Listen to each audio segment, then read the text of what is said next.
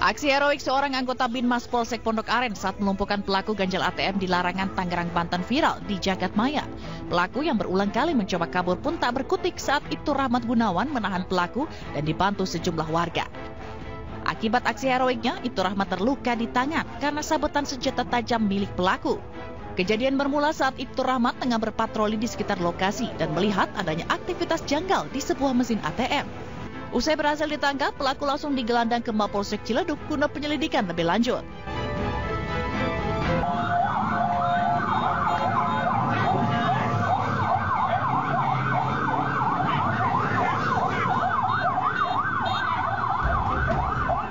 Dua kelompok perguruan silat terlibat bentrokan di Desa Banjarrejo, Kecamatan Ngadiluih, Kediri, Jawa Timur. Dengan menggunakan batu dan helm, kedua kelompok pesilat tersebut saling serang. Petugas kepolisian yang mendapat laporan warga pun datang ke lokasi. Polisi membubarkan massa dan mengamankan sejumlah pesilat yang terlibat bentrok. Setelah menjalani mediasi, kedua kelompok silat sepakat damai. Sementara warga setempat yang sempat ketakutan karena bentrokan berharap kejadian serupa tidak terulang.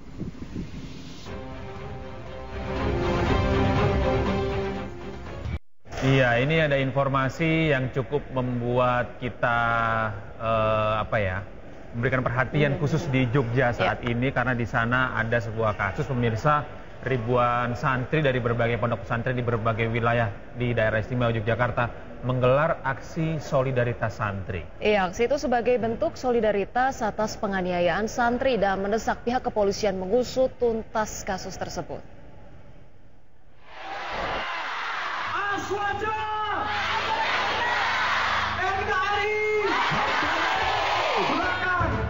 Ribuan santri yang tergabung dalam Santri Nusantara ini menggelar aksi solidaritas santri memanggil, santri melawan, dan santri menggugat di halaman Mapolda Daerah Istimewa Yogyakarta Selasa siang.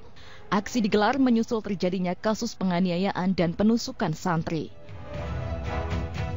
Mereka menuntut polisi menangkap dan memproses hukum para pelaku penganiayaan dan penusukan santri yang terjadi di wilayah Prawirotaman, Yogyakarta. Berikan keadilan untuk korban dan keluarga. Mereka juga menuntut adanya jaminan keamanan di lingkungan masyarakat. Kami mendesak aparat penegak hukum untuk segera menangkap semua pelaku, memprosesnya secara hukum dan menyeretnya ke pengadilan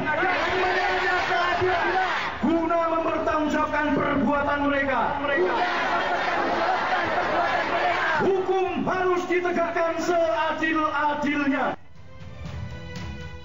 Menanggapi aksi ini, Kapolda Daerah Istimewa Yogyakarta Irjen Pol Suwondo Nainggolan menyatakan pihaknya telah berhasil menangkap semua pelaku penganiayaan, termasuk pelaku penusukan terhadap santri. Kami sudah melakukan penangkapan bersama dengan masyarakat 2 orang, lalu bertambah menjadi 3 orang, lalu dari 5 orang ini kami dapat siapa yang memberikan mereka mengumpulkan mereka. Tadi malam ketangkap jam 18.00. Dan yang lebih alhamdulillah, pelaku yang melakukan penusukannya tertangkap tadi malam jam 23.00. Kepada seluruhnya, ini semua karena Gusti Allah, doa dari para santri dan tentunya para romo-romo kiai-kiai kita. Selain itu, dalam aksi ini mereka juga mendesak pemerintah meninjau ulang dan merevisi peraturan daerah tentang pengendalian, pengawasan minuman beralkohol, serta pelarangan minuman oplosan agar lebih efektif dalam mencegah tindakan kriminal. Dari Yogyakarta, Kunanto Farhan, iNews melaporkan.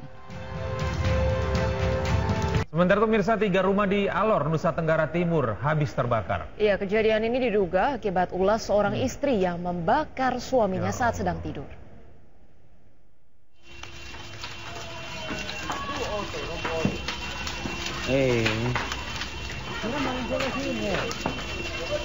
Tiga rumah terbakar di Kelurahan Kalabahi, Kabupaten Alor, Nusa Tenggara Timur.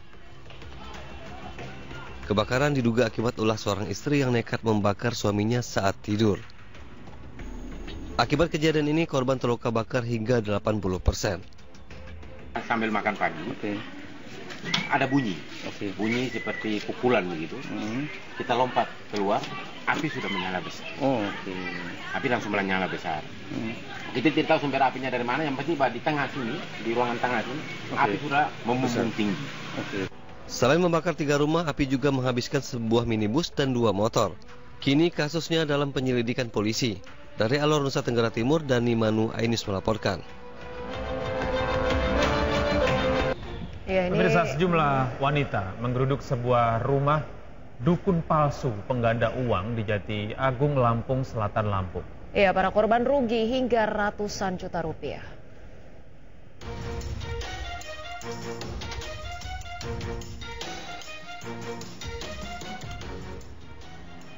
Sejumlah emak-emak geruduk sebuah rumah di Desa Karanganyar, Jati Agung, Lampung Selatan, Lampung. Mama ini mengaku menjadi korban penipuan oleh pemilik rumah berinisial SP dan rekannya SG dengan kerugian mencapai 100 juta rupiah. Aksi penipuan ini dilakukan dengan modus dukun pengganda uang. Korban juga membawa bungkusan kain berwarna putih dan berbagai jenis kembang sebagai syarat dari ritual yang diminta oleh pelaku. Aksi penipuan dilakukan sejak 5 bulan lalu. Masing-masing korban dimintai uang secara bertahap, baik secara langsung maupun melalui transfer rekening hingga mencapai puluhan juta rupiah. Uang itu sebagai syarat penarikan uang goib sebesar 27 miliar rupiah yang dijanjikan oleh pelaku.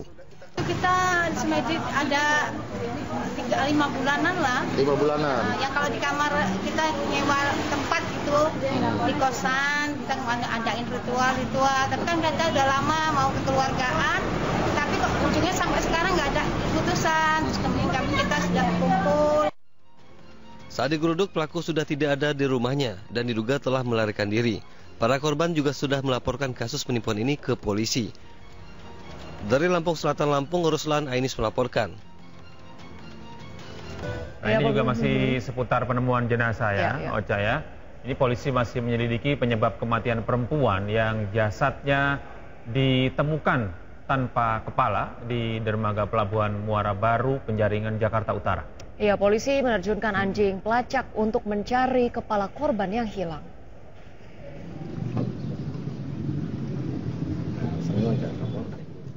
Polisi menerjunkan anjing pelacak untuk mencari kepala seorang wanita yang jasadnya ditemukan di dermaga Pelabuhan Muara Baru, Penjaringan, Jakarta Utara. Namun setelah 1 jam, pencarian tidak membuahkan hasil. Polisi pun mengandalkan sejumlah barang bukti yang ada untuk dijadikan petunjuk penyebab kematian korban. Salah seorang warga sempat mengatakan saat ditemukan jasad korban telah terbungkus rapih dengan kardus, karung, selimut, dan busa kasur. Warga tak menyangka bungkusan yang ditemukan di pinggir kolam dermaga ini adalah jasad perempuan. Di sono lihat itu bungkusan, wah rapi. Nggak tahu apa, tapi pada penasaran. Pada penasaran lalu diangkat. Belum dulu dibuka. Telepon dulu polisi karena mencurigakan. Udah ada polisi baru diangkat tuh dibuka. Pas dibuka nggak ada kepalanya. Polisi yang datang langsung melakukan olah tempat kejadian perkara. Kapolres Pelabuhan Tanjung Priuk AKBP Indra Weni Panjioga mengatakan pihaknya tidak menemukan identitas korban. Kondisinya ditemukan itu di dalam karung, ditutup oleh kardus. Kondisinya dengan tanpa kepala. Yang pertama kali menemukan siapa Pak Kapolres? Ada warga ya. Untuk kepentingan penyelidikan, jasad perempuan ini dibawa ke Rumah Sakit Polri Kramat Jati. Temuan jasad perempuan tanpa kepala ini ditangani Polres Pelabuhan Tanjung Priuk. Dari Jakarta, Sofyan Firdaus, iNews melaporkan. Ya, kini kita beralih ke informasi berikutnya. Pemirsa, kematian siswi calon pramugari di Asrama Pendidikan Penerbangan di Medan, Sumatera Utara masih misteri. Iya, keluarga menduga kematian korban janggal karena korban mengirim video sedang menyanyi 1 jam sebelum ditemukan tidak bernyawa.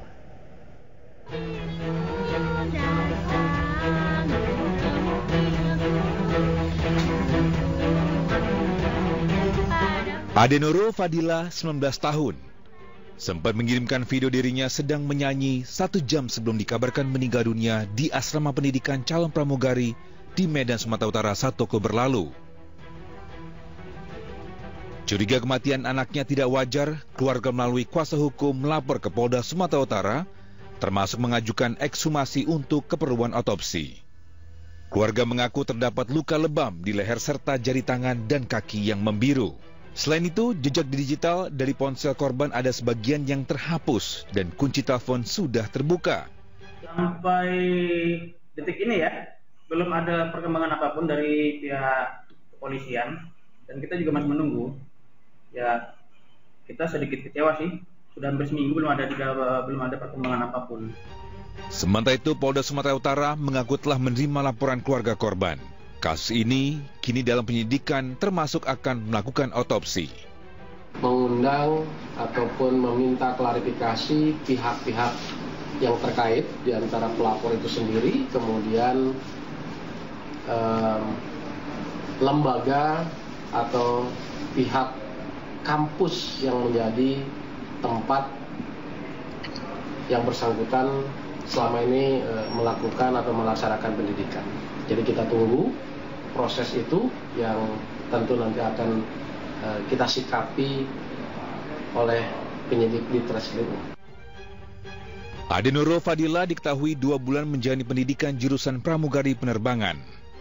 Ia ditemukan tidak sadarkan diri di kamar asramanya dan dinyatakan meninggal dunia saat dilarikan ke Rumah Sakit USU Medan. Dari Asahan dan Medan, Sumatera Utara, Ulil Amri dan Aminur Rashid, iNews melaporkan. Iya, pemirsa, kembali di iNews Today. Pemirsa, viral di media sosial sebuah warung makan Padang di Kabupaten Cirebon, Jawa Barat dirazia ormas. Iya, ini mengundang reaksi yang beragam sekali dari warganet, tapi kebanyakan ini sedikit tergelitik begitu. Kenapa hari ini bisa terjadi? Ini warung makan Padang ini dirazia oleh elemen tertentu gitu ya, diduga karena tidak dimiliki oleh orang asli Padang dan memasang harga yang murah. Nah, berikut kita simak informasinya, pemirsa. Padang aja, Padang aja,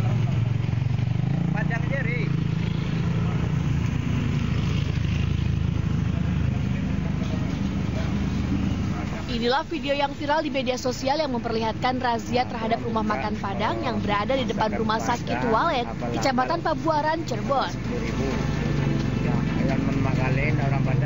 Dalam video tersebut terlihat sekelompok orang yang diduga tergabung dalam perhimpunan Ikatan Keluarga Minang merazia rumah makan Padang yang tidak dimiliki oleh orang asal Padang. Pihak pedagang sempat kaget dengan kedatangan kelompok tersebut yang tiba-tiba mencopot tulisan masakan Padang yang terpasang di kaca etalase. Sementara warung makan Padang ini sudah berdiri sejak 2 tahun lalu. Kita didatangkan oleh IKM, Ikatan Keluarga Minang ya. Itu kita dikasih pilihan sama dia mau tetap harga 10.000 tapi masakan Padangnya dicopot. Yang satu lagi mengikuti harga dia sesuai harga dia yang udah ditentuin harga Padangnya. Tapi masakan Padangnya tetap dipakai. Karena saya juga siswa dari PKBM, PGB, pembinaan dari Kodim. Pak Sofyan. Mas sendiri asli orang Padang apa orang mana? Saya asli orang Jakarta. Akibat kejadian ini, pihak pedagang masakan Padang mengaku sepi pembeli. Pedagang pun berharap pihak berwajib membantu meluruskan masalah ini agar mereka bisa kembali berjualan dengan tenang. Dari Cirebon, Jawa Barat, Tok Iskandar, iNews melaporkan. Ya, ini kalau asumsi saya sih ini murni persaingan dagang ya sebenarnya ya. Karena dia menjual harga dengan harga yang lebih murah. Gitu kan. Sebenarnya kan kalau kita sistem dagang ini kita tidak perlu juga takut ketika orang berjualan dengan harga yang murah. Ketika kita bisa mempertahankan kualitas gitu kan, menghadirkan rasa yang lebih enak gitu kan, tentu saja pelanggan pasti akan memutuskan untuk membeli. Ya kan. Nah, sebenarnya nggak usah takut kan. Kita juga berpikir gitu kan, tidak semua warteg yang ada di Indonesia ini dimiliki orang Tegal ya. Apa kalau saya dagang gudeg saya harus jadi orang Jogja dulu? No, kamu harus jadi orang Chinese dulu kalau mau dagang Chinese food ya. Makanya itu. Nah, ini kan efeknya jadi dagangan dari yang warung tadi itu kan jadi sepi ya. Betul. Tapi semoga saja dengan adanya pemberitaan ini orang-orang semakin berbondong-bondong untuk beli di warung yang tadi untuk sepi beli itu ya, betul. Karena sebenarnya ini kegiatan yang bisa jadi melanggar hukum loh, karena ormas ini kan nggak ada izin otoritas dari pemerintah atau kepolisian, terus main cabut ini ya hak untuk orang berjualan. Betul, mencabut merek begitu kan, termasuk juga menghalangi orang untuk beli dan menentukan harga. Itu kan sebenarnya tidak boleh. Persaingan yang tidak sehat ya. Betul. Nah, ini semoga saja ada solusi yang terbaik lah untuk permasalahan ini dan menjadi pelajaran buat pedagang-pedagang yang lain. Dan jangan takut untuk bersaing lah. Iya, dan jangan takut beli makanan yang bukan dari orang aslinya. Iya, betul.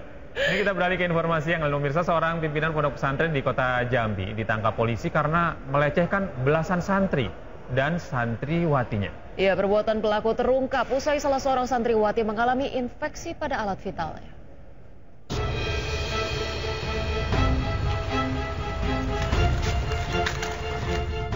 Pimpinan pondok pesantren di kota Jambi berinisial AW digiring ke ruang pemeriksaan Subdit Perlindungan Perempuan dan Anak Ditreskrimum Polda Jambi. Pria 29 tahun itu ditangkap karena melakukan tindak asusila terhadap 11 santri dan 1 santriwati di rumahnya. Perbuatan bejat pelaku terungkap usai salah satu korbannya menghubungi orang tuanya minta dijemput karena sedang sakit. Karena sakit, korban dibawa oleh orang tuanya berobat ke salah satu puskesmas di kota Jambi. Dari hasil pemeriksaan medis terungkap jika korban mendapat pelecehan seksual dan mengalami infeksi di kemaluannya. Korban pun akhirnya mengaku jika telah disetubuhi pelaku. Dari hasil pemeriksaan korban dan saksi terungkap jika ada 11 korban lainnya yang merupakan santri di pondok pesantren tersebut. Modus pelaku sebelum melakukan perbuatan asusila dengan memanggil korban ke rumahnya dan memerintahkan korban untuk mengerjakan sesuatu. Salah satu korban ada yang mengeluh sakit panas, dibawa ke puskesmas. Rupanya sakitnya itu diawali dari adanya infeksi di alat kelaminnya. Apakah ada iming-iming atau ada seperti apa? Selama ini modusnya adalah korban kebanyakan dipanggil ke kediaman daripada pimpinan pondok pesantren. Kurang lebih selama 2 tahun melakukan kegiatan ini. Atas perbuatannya pelaku terancam hukuman 15 tahun penjara.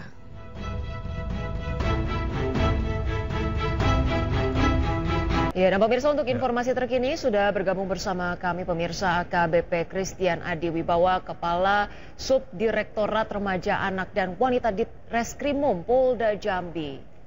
Ya, selamat pagi Pak Christian. Selamat pagi Mas Gede dan Mbak Rosa. Ya. Baik, terima kasih sudah bergabung di iNews Today Pak Kris. Berarti ini kami ingin konfirmasi Pak, total hingga saat ini berapa jumlah korban yang sudah terkonfirmasi? Apakah perempuan semua atau ada laki-laki juga ini justru?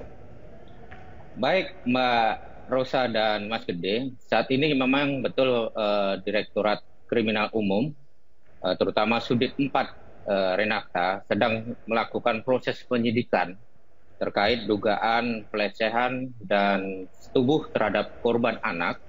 Dan sampai saat ini kita sudah melakukan pengembangan terhadap korban.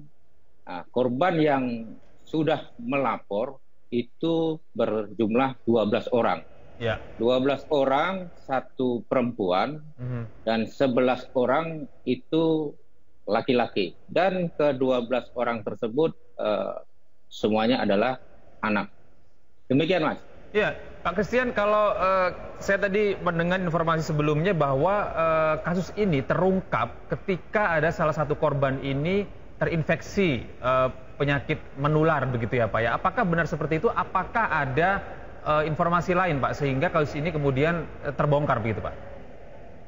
Baik, kasus ini terbongkar ataupun terungkap atas dasar laporan daripada orang tua korban. Ya. Inisial S, ibu korban. Nah, dari ibu korban tersebut mendapat informasi dari abang korban lewat via telepon bahwasanya adiknya merasa sakit di bagian alat kelaminnya. Kemudian setelah itu korban dibawa keluarganya ke rumah sakit di kota Jambi ternyata korban mengalami kekerasan seksual yang dilakukan terhadap tersangka. Nah, untuk yang korban itu mengalami penyakit menular dan sebagainya, yang jelas dari dokter kesehatan nanti bisa menyampaikan. Demikian, Pak. Baik Pak Kris, berarti menurut keterangan dari para santri-santriwati ini, kejadian ini sudah berlangsung sejak kapan Pak hingga akhirnya ketahuan gitu? Baik, kejadian khusus untuk korban, kronologisnya itu di tanggal 23 April tahun 2024. Peristiwa itu terjadi, kemudian diketahui di tanggal 1, kemudian di tanggal 4 sampai tanggal 7 korban dibawa ke rumah sakit untuk dilakukan pengecekan kesehatan. Kemudian di tanggal 16 Mei korban ataupun orang tua daripada korban melaporkan di Polda Jambi. Setelah pengembangan ternyata bukan hanya korban yang melapor, ternyata ada korban-korban lain yang jadi korban. Dari korban-korban lain itu kita lakukan penyidikan ataupun pemeriksaan. Peristiwa itu sudah terjadi kurang lebih 2 tahun ke belakang. Berarti 2 tahun ya Pak ya? Ya, 2022. Sudah berapa lama Pak pelaku ini bekerja sebagai pengasuh pondok pesantren ini Pak? Pelaku A memimpin daripada pondok pesantren itu dari mulai berdirinya pondok pesantren itu sudah 4 tahun. 4 tahun ya? 4 tahun, ya. Betul. Ini apakah ada kemungkinan korban-korban lain Pak selain 12 ini Pak? Sampai saat ini yang melapor itu 12 orang, tapi tidak menutup kemungkinan dalam waktu ke depan kita membuka ruang bagi korban-korban lain untuk menyampaikan ke kita supaya kita bisa mengetahui berapa jumlah korban yang sebenarnya, karena pondok pesantren itu sudah beroperasional cukup lama. Nah, ini yang baru muncul itu 12 orang dari korban yang melaporkan, dan hari ini kita akan melakukan pemeriksaan yang belum kita lakukan pemeriksaan kurang lebih 5 orang. Perlu diketahui juga Mbak sama Mas, ini kita sudah melakukan pemeriksaan saksi 19 saksi, baik dari ahli, kemudian medis, kemudian rekan daripada santri, termasuk daripada tersangka. Dan tersangka sekarang sudah kita lakukan upaya paksa penahanan ke depan 20 hari sambil melengkapi daripada berkas perkara. Demikian Mas. Iya. Baik. Pak Kris, ini ke depannya apakah kemudian Ponpes dapat terus beroperasi begitu, izinnya akan aman atau dicabut atau seperti apa langkah hukum ke depannya Pak Kris? Yang jelas kita dari penyidik, terutama dari Polda Jambi, tetap berkoordinasi dengan stakeholder terkait. Dalam hal ini adalah Kemenak Kota, terkait masalah izin ataupun dicabut, bagaimana operasional dan sebagainya, kami nanti akan berkoordinasi dan bersurat secara resmi terkait dengan operasional daripada salah satu pondok pesantren tersebut. Demikian, Mbak. Baik. Terima kasih Pak Christian atas informasi Anda. Selamat bertugas kembali. Semoga kasus ini dapat segera ditangani dengan baik dan korban ini mendapatkan keadilan. Terima kasih Pak Kris, salam sehat Pak. Terima kasih. Salam sehat Mbak. Ya, pemirsa, kita ke informasi lainnya. Pemirsa, mobil dinas Camat Baito, Konawe Selatan yang kerap ditumpangi oleh Guru Supriyani selama menjalani proses hukum diduga ditembak oleh orang yang tidak dikenal. Iya, penembakan ini diduga sebagai bentuk teror usai sidang pembacaan eksepsi Supriyani.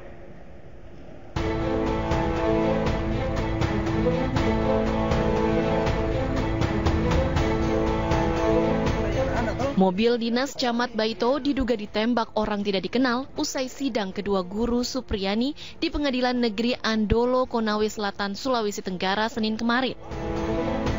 Mobil yang kerap digunakan Guru Supriyani ini diduga ditembak di depan SD Negeri 3 Baito. Saat ditembak, mobil minibus berplat merah ini dikemudikan Kasih Pemerintahan Kecamatan Baito sekaligus PJ Kades Ahuang Guluri saat hendak menuju kantor kecamatan. Ada insiden, ini mobil dinas camat yang biasa juga dipakai, tapi tadi itu ditembak. Nah, ini yang kami lagi identifikasi dia tembak. Tapi waktu ditembak ini bukan Pak Camat yang bawa, ada kepala desa yang bawa. Sepulang dari sidang, kami lagi makan. Pak Desa Huang Gluri pulang di rumahnya. Sekitar 1 jam berselang, beliau balik. Saya lagi duduk-duduk di aula, situ di tribun. Kemudian Pak Herman menelpon, katanya mobil ada yang terkena peluru, tapi saya belum bisa pastikan peluru apa, makanya kami langsung ke sana. Kita dapat informasi, satu ke TKP, saya lihat ini semua. Jadi untuk sementara tunggu ident dari Polres. Ya. Untuk sementara saya. Mobil ini mau dibawa kemana ini? Oh, di Polsek dulu. Sambil menunggu tim ident dari sana. Tak ada korban jiwa ataupun luka dalam peristiwa ini, namun kaca sebelah kiri di kursi tengah retak hingga nyaris berlubang. Kejadian ini pun dianggap sebagai teror terhadap Supriyani. Sebelumnya mobil ini kerap ditumpangi Supriyani, guru honorer yang dituduh menganiaya siswanya yang merupakan anak polisi selama menjalani sidang. Saat ini kasus dugaan penganiayaan guru honorer Supriyani masih terus berlanjut di Pengadilan Negeri Andolo, Konawe Selatan. Dari Konawe Selatan, Sulawesi Tenggara, Muhtarudin, iNews melaporkan. Sementara itu, pemirsa, sidang lanjutan kasus guru Supriyani kembali digelar pada Selasa kemarin di Pengadilan Negeri Andolo, Kabupaten Konawe Selatan, Sulawesi Tenggara. Ya, agenda sidang adalah pembacaan eksepsi oleh kuasa hukum terdakwa. Dapat diterima karena berdasarkan hasil penyidikan tidak sesuai ketentuan perundang-undangan dan melanggar kode etik. A. Penyidikan tidak sesuai prosedur sebagaimana diatur dalam Undang-Undang Nomor 11 Tahun 2012 tentang Sistem Peradilan Anak. Sidang lanjutan kasus guru Supriyani yang dituntut orang tua murid karena dugaan penganiayaan kembali digelar di Pengadilan Negeri Andolo, Kabupaten Konawe Selatan, Sulawesi Tenggara. Agenda sidang kali ini merupakan pembacaan eksepsi oleh kuasa hukum terdakwa. Pengajuan eksepsi karena kuasa hukum merasa keberatan atas dakwaan jaksa terkait kasus penganiayaan terhadap anak muridnya. Meski mengajukan keberatan, namun kuasa hukum berharap agar eksepsinya ditolak oleh majelis hakim. Hal ini agar persidangan bisa dilanjutkan ke pokok perkara untuk mengungkap adanya kejanggalan dan dugaan kriminalisasi terhadap Supriyani. Tapi di permohonan kami tadi, kami meminta majelis hakim agar menolak keberatan kami. Nah ini kan aneh kan, kita meminta keberatan tapi kita meminta menolak. Kenapa? Supaya persidangan ini bisa dilanjutkan kepada pokok perkara. Ya, karena kalau misalnya eksepsi kami diterima, itu persidangan tidak akan lanjutkan pokok perkara.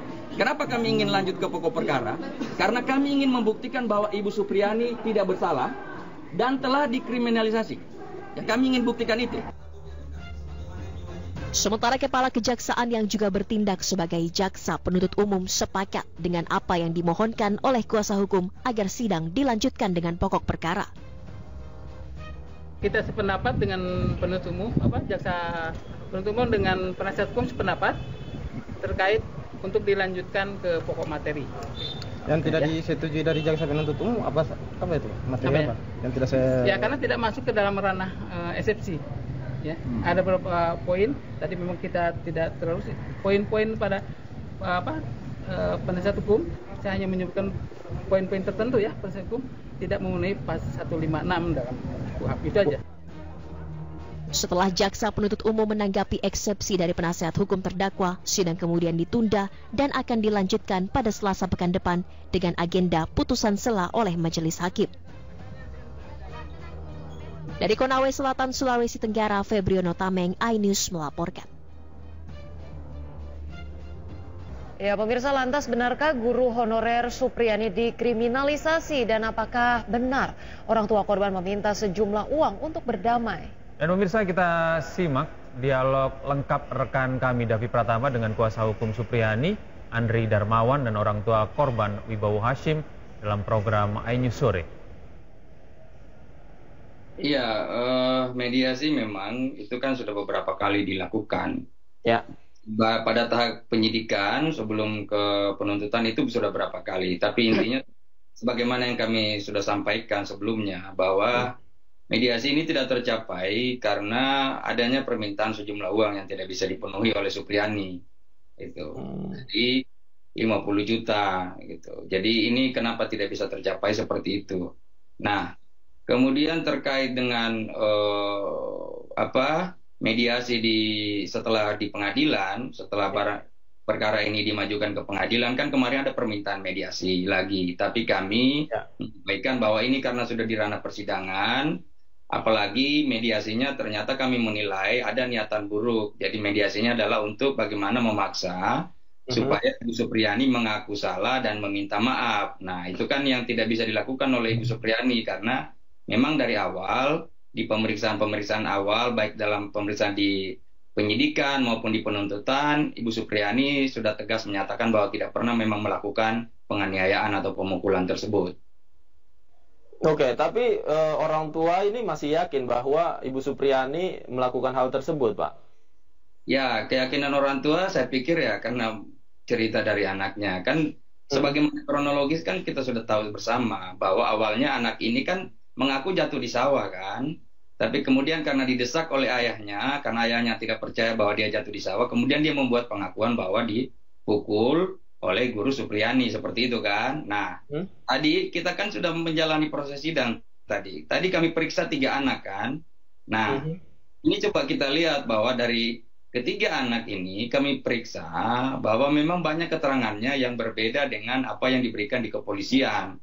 Karena kami lihat bahwa keterangan-keterangan yang diberikan di kepolisian ternyata adalah keterangan yang hampir mirip semuanya. Jadi kami menganggap itu copy paste. Nah, setelah kami periksa di persidangan, oh ternyata banyak perbedaan. Nah, disinilah kami semakin yakin bahwa memang ini ada sebuah permainan lah di tingkat penyidikan seperti itu. Selama proses penyidikan Bapak, bisa saya sampaikan bahwa tidak ada bentuk intervensi apapun yang kami lakukan. Seperti itu. Terkait itu Bapak, itu fitnah yang sangat luar biasa yang menimpa keluarga kami. Kami tidak pernah meminta sepeser pun. Ini Pak perlu digarisbawahi, kami tidak pernah minta sepeser pun kepada pihak keluarga terduga pelaku.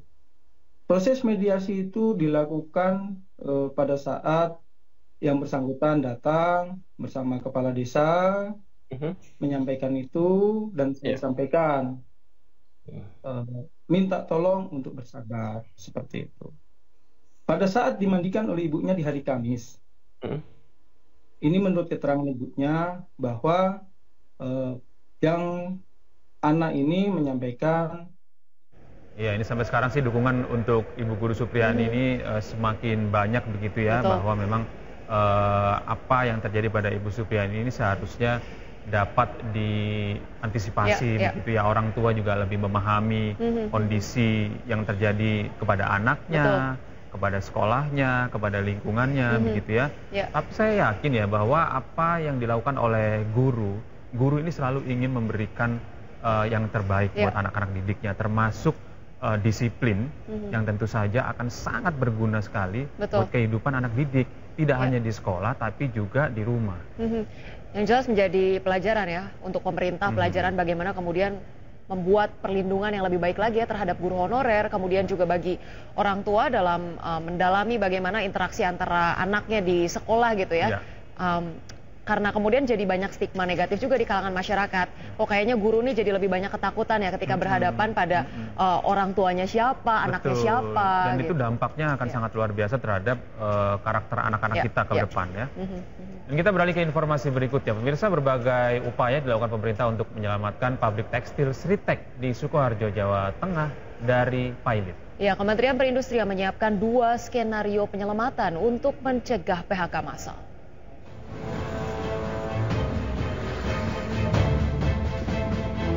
Pemerintah melalui Kementerian Perindustrian berupaya menyelamatkan PT Sri Rezeki Isman Tbk atau Sritek dari kondisi pilot. Sejumlah skenario penyelamatan disiapkan agar raksasa tekstil ini bisa terus beroperasi tanpa ada pemutusan hubungan kerja karyawan. Kalau dibilang kan kita yang pasti sih menyelamatkan terkait dengan tenaga kerjanya. Kalau bisa kita tetap upayakan, apalagi begitu Pak Iwan bilang pabriknya tuh tetap beroperasi. Beda dengan kondisi payet, perusahaan yang memang sudah nggak beroperasi kan beda. Kalau ini kan sedang beroperasi, artinya kan ada kontrak-kontrak tertentu dong yang harus dia penuhi. Komisaris Utama PT Sritek, Iwan Setiawan Lukminto, menyatakan meski dinyatakan pilot, hingga kini operasional perusahaan masih berjalan normal. Nanti baru kami buat, kami akan kembalikan ke Pak Menteri. Jalan normal. Ya, kita kan total Sritek Group itu kan hampir 50.000 orang yang bekerja. Jadi kita tetap mempunyai spirit yang kuat. PT Sritek saat ini mempekerjakan 50.000 karyawan. Meski terus berproduksi, Sritek memiliki utang yang terus bertambah selama bertahun-tahun. Dari laporan keuangan terbaru, saat ini Sritek memiliki utang sebesar 25 triliun rupiah ke sejumlah pihak. Tim Liputan iNews melaporkan. Terima kasih Anda masih bersama kami di iNews Today, masih dari gedung iNews Center Jakarta. Pemirsa, debat perdana Pilgub Sulawesi Selatan sempat diwarnai kericuhan saat salah satu paslon dilempari oleh massa pendukung lainnya. Ya, meski sempat ricuh, debat tetap dilanjutkan hingga tuntas.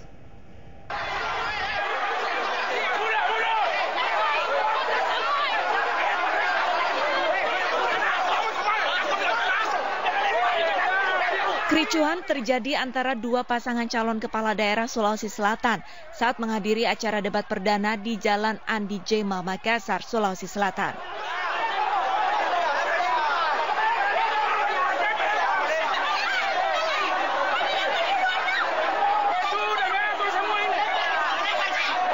Aksi saling dorong antar kedua massa pendukung hingga adu jotos pun tidak terhindarkan. Diduga kericuhan ini terjadi karena salah satu paslon dilempari massa pendukung lawan. Polisi yang tiba langsung melerai kedua massa dan mengamankan lokasi debat. Rencananya polisi akan menyelidiki kericuhan ini dan menjadikannya sebagai pembelajaran agar tidak terulang di debat selanjutnya. Ya, sepengetahuan dari kami tadi tidak. Nanti akan kita untuk debat selanjutnya, mungkin nanti akan kita melosapkan strategi yang baru. Akan kita lakukan analisa atau tahapannya sama roda, kemudian apa menjadi kekurangan nanti akan kita. Meski sempat ada kericuhan, namun debat Pilkada Sulawesi Selatan tetap bisa terselenggara dengan baik. Kedua paslon yang berlaga hadir dalam debat untuk membagikan program unggulan mereka. Dari Makassar, Sulawesi Selatan, Muhammad Nurbone, iNews melaporkan. Pemirsa, dugaan politik uang kembali mencuat di Pilkada 2024 seperti di Jawa Tengah, di mana 6 orang dilaporkan atas dugaan politik uang. Ya, mereka terdiri dari kepala desa, camat, dan calon bupati dengan total uang yang dibagikan mencapai 68 juta rupiah. Oh, gambarnya namanya wonten setunggal, mboten sah bingung. Berarti pun ngerangkul semua partai yang ada di Kabupaten Sukoharjo. Video amatir ini memperlihatkan salah satu calon bupati Sukoharjo meminta sejumlah kepala desa untuk memilih dirinya. Tidak hanya rekaman video, kuasa hukum salah satu calon juga membawa foto amplop berisi uang sebagai barang bukti saat melaporkan dugaan politik uang ke kantor Bawaslu Provinsi Jawa Tengah. Pertemuan ini digelar di gedung berdikari Desa Telukan Sukoharjo pada 25 Oktober 2024 lalu. Bahkan total jumlah uang yang diberikan diduga mencapai 68 juta rupiah dengan masing-masing amplop berisi 100.000 rupiah. Laporan ini telah diterima Bawaslu Jawa Tengah dan akan dikaji selama 3 hari untuk menentukan bentuk pelanggarannya. Sesuai dengan ketentuan, sejak laporan itu disampaikan, kami punya waktu maksimal 2 hari untuk melakukan kajian awal. Lalu kami juga setelah kajian awal itu selesai, 1 hari kemudian maksimal kami harus menyampaikan hasil kajian awal itu kepada pelapor. Kajian awal itu juga untuk melihat keterpenuhan syarat formil dan syarat material laporan. Kami juga akan mengkaji jenis pelanggaran yang dilaporkan. Kami juga mengkaji apakah kasus ini sudah pernah ditangani atau belum. Dugaan politik uang ini melibatkan salah satu calon bupati Sukoharjo, camat Grogol, dan 4 kepala desa. Dalam 3 hari ke depan, Bawaslu akan umumkan hasil penyelidikan atas kasus ini. Dari Semarang, Jawa Tengah, Kristadi, iNews melaporkan. Ya pemirsa, tidak hanya dugaan politik uang, Pilkada Jawa Tengah juga ramai dengan dugaan keterlibatan kepala desa. Ya, bahkan Bawaslu telah 2 kali menggerebek pertemuan kepala desa yang diduga digerakkan untuk mendukung salah satu paslon. Jangan hanya komunikasi silaturahmi. Ya, PKT kan pasti.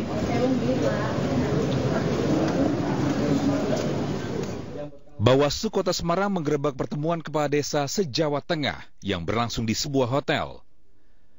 Saat tim Bawaslu tiba, puluhan kepala desa yang semula memenuhi tempat duduk langsung memubarkan diri, meninggalkan lokasi pertemuan. Ketua Bawaslu Kota Semarang, Arif Rahman, menyampaikan, sejumlah kades yang hadir mengklaim kegiatan tersebut merupakan silaturahmi dan konsolidasi organisasi paguyuban kepala desa se-Jawa Tengah. Saat ini Bawaslu meminta keterangan dari para kades yang hadir.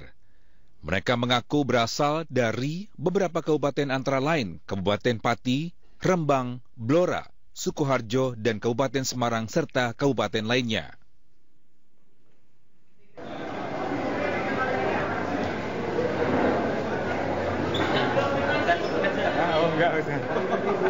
PKD. Saya dari Bawaslu Kota Semarang. Karena kita ingin menyampaikan kepala desa. Karena dengan organisasi kepala desa itu kan kepala desa saling tidak kondusif. Sebelumnya Bawaslu juga menggerebek pertemuan paguyuban kades se-Kabupaten Kendal pada 18 Oktober 2024 lalu. Acara yang baru berlangsung selama 30 menit pun berlangsung bubar begitu Bawaslu tiba. Bawaslu mendapat informasi pertemuan tersebut diduga terkait pengerahan kades untuk mendukung salah satu paslon di Pilwalkot Semarang. Banyaknya laporan keterlibatan kepala desa dalam gelaran pilkada membuat Bawaslu Pusat memberikan peringatan atas netralitas ASN. Melalui konferensi pers ini, Bawaslu kembali mengimbau agar kepala desa atau lurah dan perangkat desa ataupun kelurahan untuk tetap menjaga netralitas dalam penyelenggaraan pemilihan kepala daerah serentak tahun 2024 sehingga agenda demokrasi elektoral tingkat lokal yang saat ini sedang berlangsung dapat terlaksana secara kompetitif, jujur, adil, dan demokratis. Hingga saat ini Bawaslu mencatat ada 165 kasus terkait netralitas perangkat desa di sejumlah daerah. 59 diantaranya menjadi temuan dan 100 kasus dilaporkan oleh masyarakat. Tim Liputan iNews melaporkan. Pemirsa, Presiden Prabowo Subianto memerintahkan semua Menteri Kabinet Merah Putih dan pejabat Eselon 1 untuk menggunakan mobil dinas produk dalam negeri, yaitu Maung Pindad mulai pekan depan. Wah, keren ini ya. Dengan adanya aturan itu, tidak ada lagi pejabat yang menggunakan mobil impor untuk operasional. Nggak apa-apa sih, karena memang mobilnya keren. Iya, cinta produk dalam negeri. Kita saksikan berikut ini.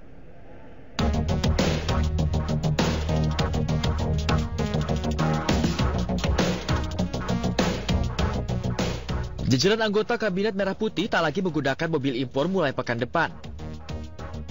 Mereka akan menggunakan mobil dinas produksi dalam negeri buatan PT Pindad Persero.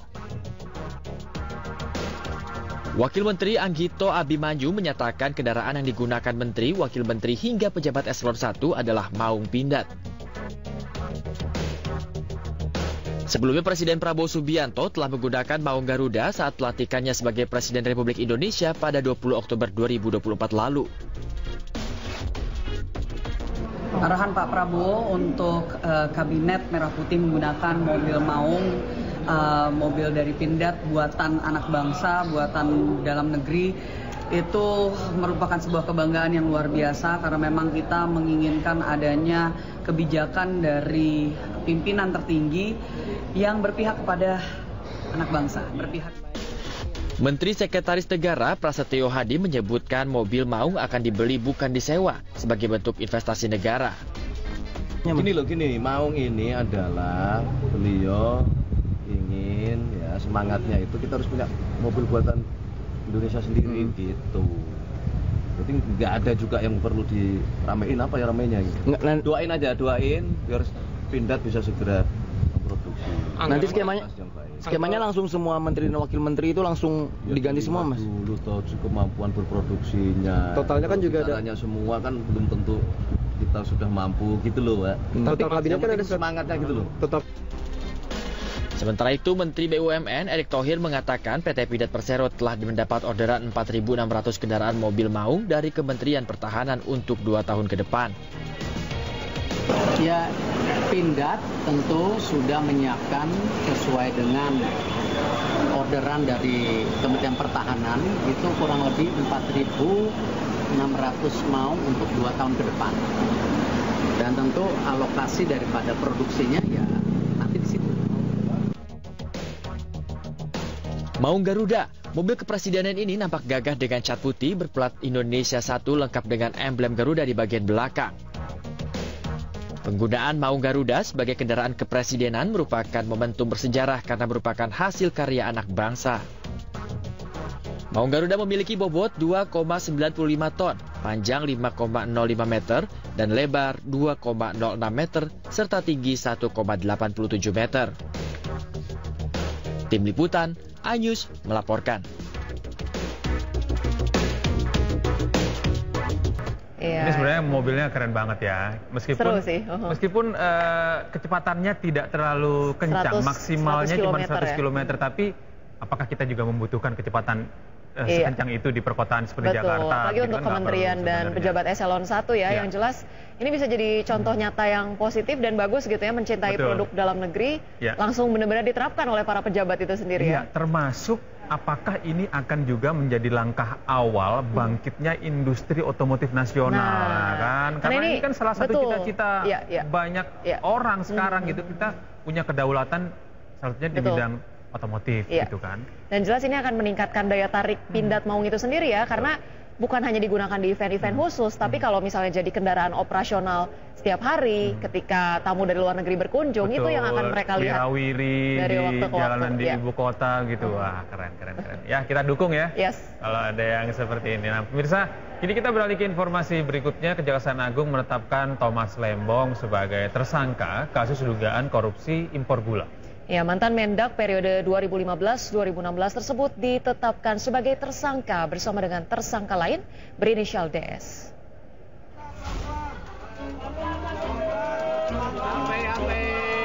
Kejaksaan Agung menetapkan mantan Menteri Perdagangan Thomas Lembong sebagai tersangka dalam kasus korupsi penyalahgunaan wewenang impor gula. Kejagung menjelaskan pihaknya memilih 2 alat bukti yang cukup untuk menetapkan Thomas Lembong sebagai tersangka. Akibat korupsi ini negara diduga rugi 400 miliar rupiah. Selain Thomas Lembong, Kejagung juga menetapkan 1 orang tersangka lain berinisial DS yang merupakan Direktur Pengembangan Bisnis PT PPI. Menetapkan status saksi terhadap 2 orang menjadi tersangka karena telah memenuhi alat bukti bahwa yang bersangkutan telah melakukan tindak pidana korupsi. Adapun kedua tersangka tersebut adalah 1. TTL selaku Menteri Perdagangan periode 2015. Yang kedua, tersangka atas nama CS selaku Direktur Pengembangan Bisnis pada PT PPI. Selain menjabat sebagai Mendak periode 2015 hingga 2016, Thomas Lembong juga pernah menjabat sebagai Kepala Badan Koordinasi Penanaman Modal di periode pertama Presiden Joko Widodo. Tom Lembong langsung dibawa ke Rutan Salemba. Tim Liputan, iNews melaporkan. Ya, Ocha tahu nggak tempat makan bakso yang paling enak? Tahu dong, karena saya pecinta bakso. Kalau misalnya lagi lapar banget, katanya makanan yang kita pengen itu adalah makanan favorit kita kan. Betul. Bakso. Iya, tapi menurut saya makanan yang paling enak itu ketika kita ada di suatu tempat yang jauh dan kita tidak dapat menemukan makanan itu di dekat kita. Tapi ketika ada, itu rasanya menjadi enak sekali karena tidak hanya rasa yang kita nikmati, tapi ada memori di dalamnya. Oh, ada memori dan momen ya. Momen dan memori. Seperti yang satu ini pemirsa, ini menjadi diaspora ya. Iya, diaspora ini punya hiburan atau apa ya, pengobat rindu. Karena ini ada makanan khas Indonesia yang dihadirkan dalam program Global Harmony oleh Kementerian Media Arab Saudi, yaitu bakso yang disediakan untuk para diaspora Indonesia di sana. Berikut liputannya untuk Anda.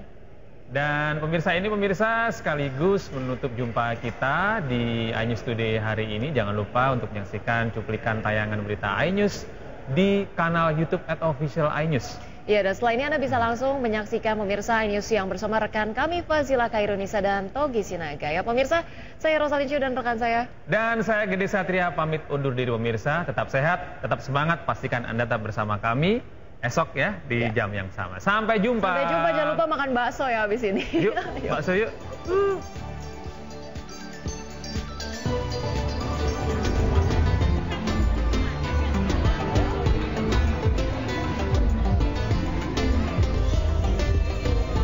Tahu bakso, siomay atau batagor adalah makanan camilan biasa yang kita temui di kios jajanan di Indonesia.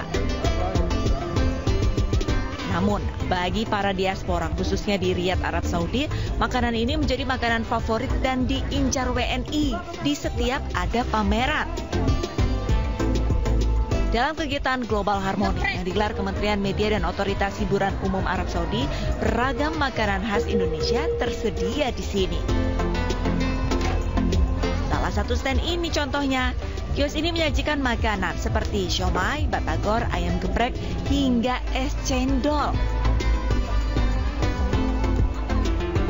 Yang paling laris tentu saja bakso. Ratusan mangkok bakso bisa ludes dalam sehari. Makanan saya cari-cari bakso dari mulai pintu masuk, di mana yang jualan bakso alhamdulillah dapat. Terutama ya kalau keluar kayak gini kita cari makanan khas Indonesia. Ya alhamdulillah kan karena saya juga kan jualan bakso ceritanya. Mengobati ya? Iya.